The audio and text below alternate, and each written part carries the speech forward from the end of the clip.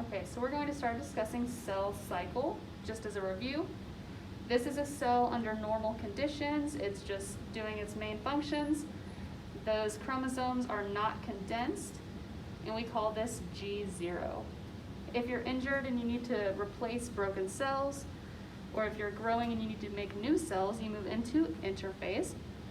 And there's three parts to interphase. It's G1, S, and G2. Remember, S is where you duplicate your chromosomes.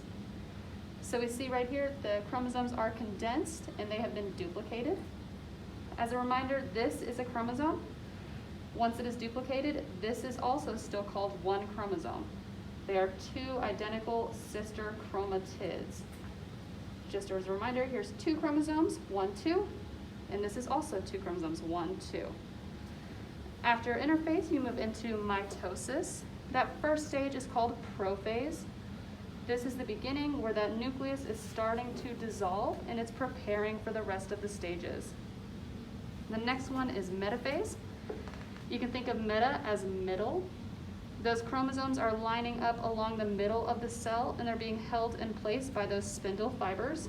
The organelles are still present, they're just not in our drawing. Next we move to anaphase. Think of ana as away. Those spindle fibers are pulling those sister chromatids apart to opposite sides of the cell. In telophase, think of telo as two. It looks like it's almost two cells right now. Those chromosomes are at opposite ends of the cell, and they are beginning to form two identical nuclei. And then we move to the last stage. This is cytokinesis. It is finally pinched in the middle, and you are left with two identical cells from the original cell. And those chromosomes are starting to not condense anymore. They're releasing a little bit. In animal cells, you can think of this as an animal cell. It has that cell membrane, and it's very easy for cytokinesis just to pinch that in the middle, and you're left with two cells of the same size. For plants, it's not quite as easy. You have that cell wall that is not flexible, it's very rigid, so you can't just pinch it in the middle.